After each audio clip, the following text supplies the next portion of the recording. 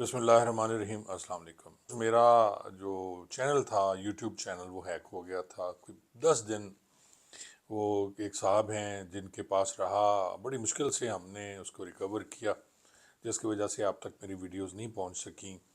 آج میں اسی سلسلے کی ایک ویڈیو بنا رہا ہوں جو فیصل رفیجی گجرات میں جو پولیس مقابلے میں مارا گیا۔ اور اس سے پہلے ناظرین، میں آج جس موضوع پہ بات کرنا چاہوں گا وہ موضوع ہے جی، میرے پولیس والے دوست جو ہیں یا افسران ہیں ان کو بہت برا لگے گا، لیکن وہ اس پہ سوچیں ضرور۔ ناظرین، پہلی بات تو یہ ہے کہ جو جوان شہید ہوا طارق عزیز، اور دوسرا جوان جو عامر ہے، ان کے نقشہ مضروبی میرے پاس آئے ہیں جی۔ میں آپ کو اسکرین پہ بھی دکھا دیتا ہوں۔ اب آپ دیکھیں گے کہ جو طارق عزیز کانسٹیبل ہے، اس کو بازو پر ایک فائر لگتا ہے جی، ایک ہی زخم ہے، اور اس کی ڈیتھ جو ہے وہ ایکسیسو بلیڈنگ سے ہوتی ہے۔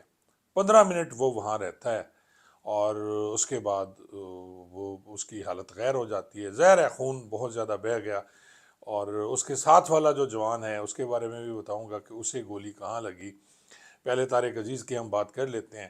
طارق عزیز کو بازو پہ فائر لگا، اور ایلیٹ کوالیفائڈ جوان تھا، اسے پتہ تھا میرے بازو پہ فائر لگا، لیکن وہ پریشان نہیں ہوا، کیونکہ اسے معلوم تھا کہ وہ گولی بازو پہ لگی ہوئی ہے، کسی وائٹل پارٹ پہ نہیں لگی۔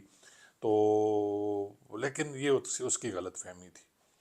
گولی لگنے کی وجہ سے ایکسیسو بلیڈنگ ہوئی، اور اس کا جو ساتھی ساتھ تھا یا کوئی اور ایسا شخص نہیں تھا جو اس کو طبی امداد دیتا اور اس کے بازو پہ کس کے کوئی رسی، کوئی چیز، بیلٹ اوپر باندھ دیتا زخم کے، جس سے اس کی بلیڈنگ رک جاتی۔ ہو سکتا ہے اس کا بازو کاٹنا پڑ جاتا، لیکن نہیں بھی ہو سکتا تھا، لیکن اس کی جان بچائی جا سکتی تھی۔ اب آتے ہیں جی ہم دوسرے جو کانسٹیبل ہیں عامر، ان کی طرف۔ عامر کو سینے پہ گولی لگتی ہے جی، ایک سینے پہ گولی لگتی ہے جو نقشہ مضروبی بنایا گیا ہے، اور ایک اس کے بازو کو چھوتے ہوئے گزر گئی جی۔ 2 زخم ہیں اس کو جی۔ اب ناظرین، یہاں نااہلی اور نالیکی کی جب میں بات کرتا ہوں پولیس افسران کی، تو کسی نے اس کو دیکھا ہی نہیں ہے۔ پہلی بات یہ، سب سے پہلی بات کہ جی فائرنگ ہو رہی ہے 2 گروپوں کے درمیان، کراس فائرنگ ہو رہی ہے، اور پولیس وہاں پہنچتی ہے۔ اب خود سوچیں، عام پاکستانی، عام شخص جس کو تھوڑا سا بھی شعور ہے، پہلے تو وہ لیٹے گا نیچے کہ کراس فائرنگ ہے، مجھے لگ نہ جائے۔ اور اگر وہ پولیس والا ہے تو اس کو تو اپنا سامان لے کے جانا چاہیے نا۔ کدھر تھی جی اس کی بلٹ پروف جیکٹ؟ کدھر تھی؟ جس جوان کو سینے پہ گولی لگ رہی ہے تو اس کی بلٹ پروف جیکٹ کہاں تھی؟ پھر جو دوسرا جوان ہے ایلیٹ کا، اس کی بھی بلٹ پروف جیکٹ تھی یا نہیں تھی، اس کے بارے میں مجھے کچھ پتہ نہیں ہے، لیکن اس کے جو بازو پہ فائر لگا، کیا اس کو اتنی ٹریننگ میں اس کو نہیں بتایا گیا تھا کہ جی اگر فائر لگ جائے تو کس طرح آپ اپنی بلیڈنگ کو روکتے ہیں؟ اس کے ساتھ والا جوان ہوش میں تھا جس کو سینے پہ فائر لگا، کیا وہ اٹھ کے اپنے جوان اس کی مدد نہیں کر سکتا تھا؟ پھر دیکھیں، 15 منٹ تک وہ وہاں اس گلی میں پڑے رہے، خون بے تحاشا تھا۔ جو لوگ کہتے ہیں جنہوں نے دیکھا موقع پہ، وہاں بے تحاشا خون تھا، لیکن گاڑی پولیس کی آگے نہیں گئی۔ کیوں نہیں گئی؟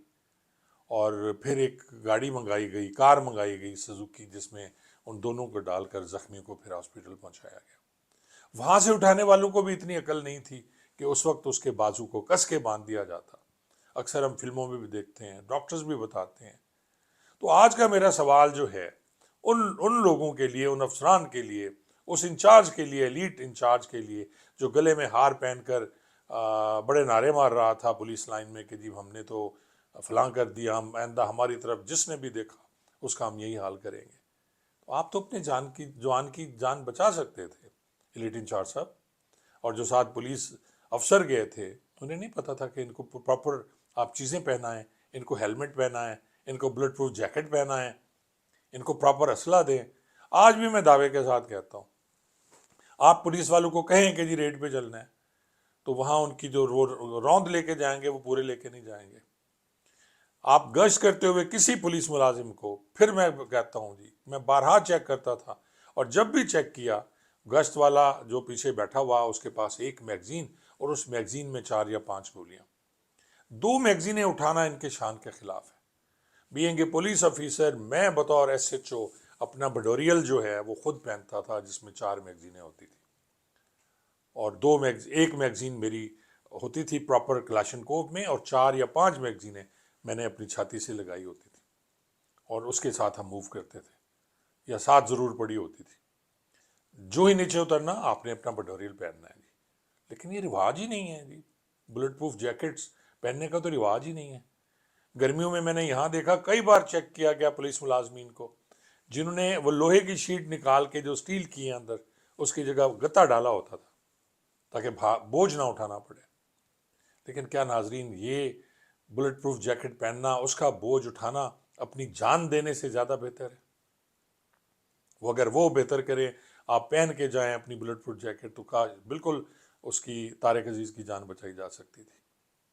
لیکن کسی نے اس بارے میں سوچا نہیں، نہ ہی اس بات کی انکوائری ہوئی۔ میں آج بھی کہتا ہوں کہ جو سینئرز ہیں ہمارے، آر پی او صاحب ہیں، ڈی پی او ہیں، جو افسر موقع پہ لے کے گیا ان کو، کیا اس نے اس بات کو یقینی بنایا کہ ہم ایک ایسی جگہ پہ جا رہے ہیں؟ پہلے بھی میں عرض کر چکا ہوں، کراس فائرنگ ہو رہی ہے، اور خود ہی ایف آئی آر میں لکھ رہے ہیں جی 2 گروپ فائرنگ کر رہے ہیں، اور 2 گروپ کی دونوں کی گولیاں اس جوان کو وہ دکھا رہے ہیں کہ ایک کی چھاتی میں لگی، فلانا جو تھا صداقت، اس کی گولی اس کی چھاتی میں لگی، فلانے کی اس کے بازو پہ لگی۔